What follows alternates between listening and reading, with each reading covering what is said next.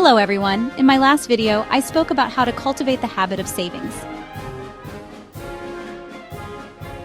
Now, the savings accounts employed for the purpose of putting money aside to invest later offer convenience and, usually, a very low rate of interest.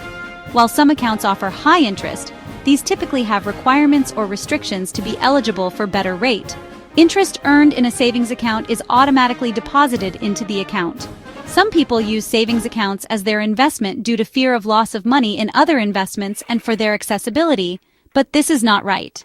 A savings account is to be treated as a vehicle to accumulate funds for investment and not an investment itself.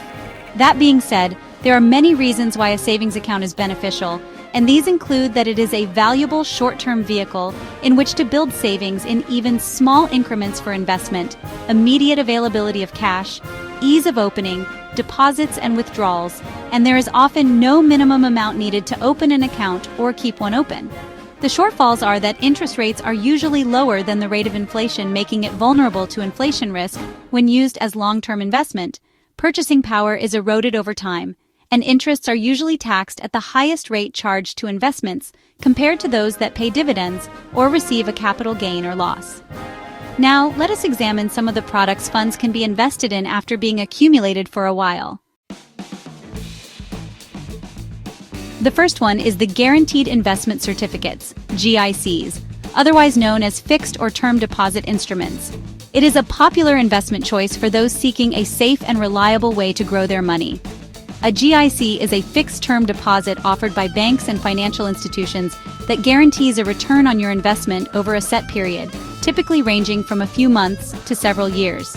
The institution guarantees that the investor will receive the principal plus the promised rate of interest at the maturity date of the GIC, except when the GIC is linked to stock market performance. They can be fixed rate, variable rate, market-linked, Forex, to name a few. The main appeal of GICs lies in their low-risk nature, as they provide a guaranteed interest rate and the security of principal protection. Your initial investment is safe regardless of market fluctuations. While GICs may offer lower returns compared to more volatile investments like stocks, they are ideal for conservative investors or those looking to preserve capital. Additionally, the fixed rate of return makes GICs a predictable investment, helping investors plan for future financial needs. Whether you're saving for a short-term goal or looking for a stable place to park your funds, GICs can offer peace of mind and a guaranteed return. They are desirable for their variety, security of both principal sum invested and interest, low entry amount, convenience, ease of understanding and purchase, and no out-of-pocket fees. The downsides to this type of investment are that they offer low rates of return, they are subject to probate fees at death, they are exposed to both interest and inflation risks, and significant penalties apply if the investor withdraws before maturity date. Next are stocks, also known as shares or equities.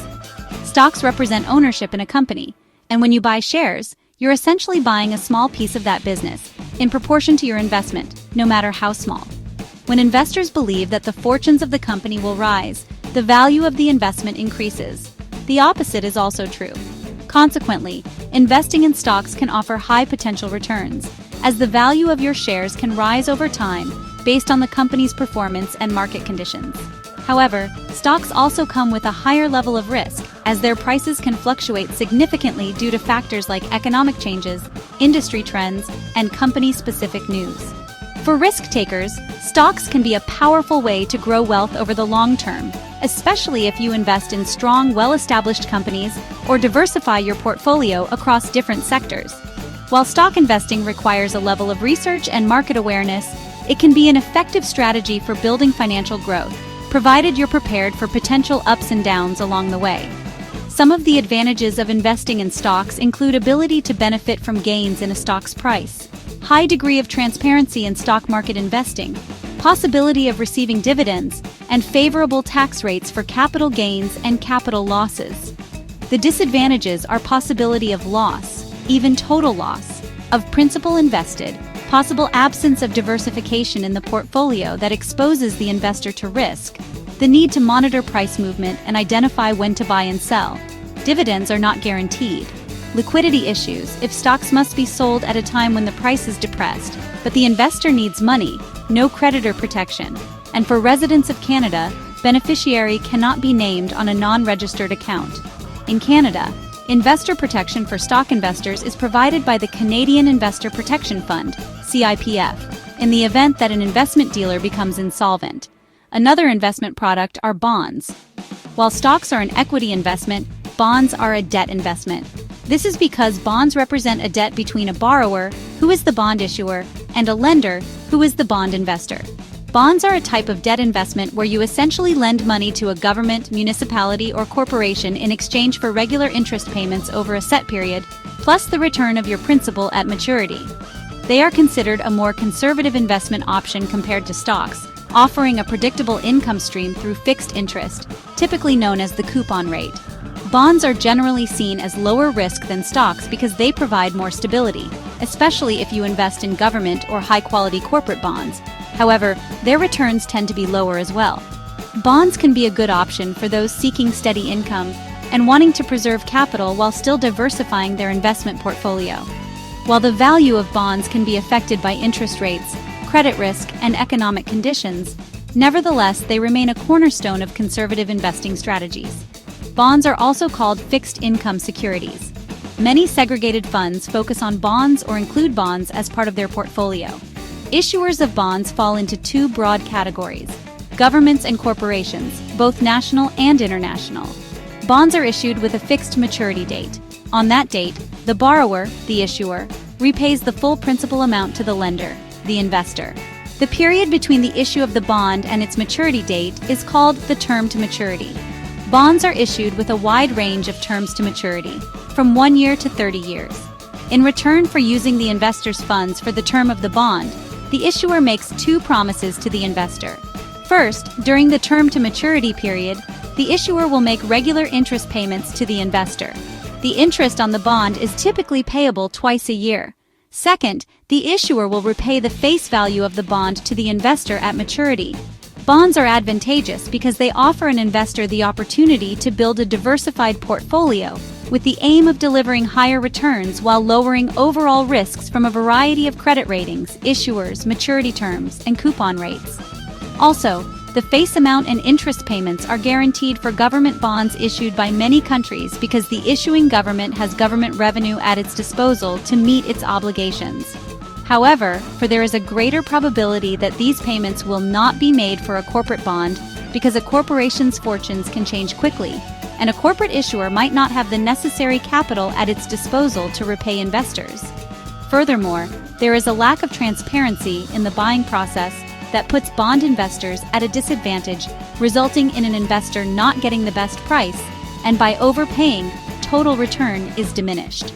Another investment product are annuities. Annuities are financial products that provide a series of regular payments in exchange for an initial lump sum or a series of contributions. They are often used to ensure a steady income stream, particularly during retirement. There are various types of annuities, each offering different features, but they all share the basic concept of converting a lump sum of money into periodic payments. The most common type of annuity is a fixed annuity, which guarantees a predetermined payment amount for a set period or for the lifetime of the annuitant. Variable annuities allow the payments to fluctuate based on the performance of underlying investments, providing the potential for higher returns but with added risk. Immediate annuities begin payments almost immediately after the initial investment, while deferred annuities allow payments to start later. Annuities are especially attractive for people seeking reliable income during retirement, as they can help protect against the risk of outliving one's savings. In addition to providing income, some annuities may offer death benefits or options for spousal benefits, ensuring continued payments in case of the annuitant's passing. Other merits of annuities include the opportunity to decide if payments should be made monthly, quarterly, semi-annually, or annually, investor protection of insurance annuity contracts through Assuries, and the fact that can be used for both registered and non-registered accounts. However, annuities can have drawbacks, such as high fees, limited liquidity, as you generally can't access the funds once invested without penalty, and complex terms. It's important to carefully evaluate the terms, fees, and guarantees associated with an annuity to ensure it aligns with your financial goals. Other disadvantages of annuities are lack of flexibility, as annuity contract cannot be modified, interest rate risk, If interest rates rise during the contract, annuity payments will not be adjusted to reflect the new rate. Penal charges apply in the event of a surrender or withdrawal from the contract. Loss of principal for an annuitant with a life annuity if death occurs before all the initial investment paid to buy the annuity has not been paid out in benefits, although this can be mitigated by joint last survivor annuity. And lastly, annuities require huge initial investment, often not less than $50,000. I will be drawing the curtains here today. Next week we will be examining the remaining investment products, so stay tuned.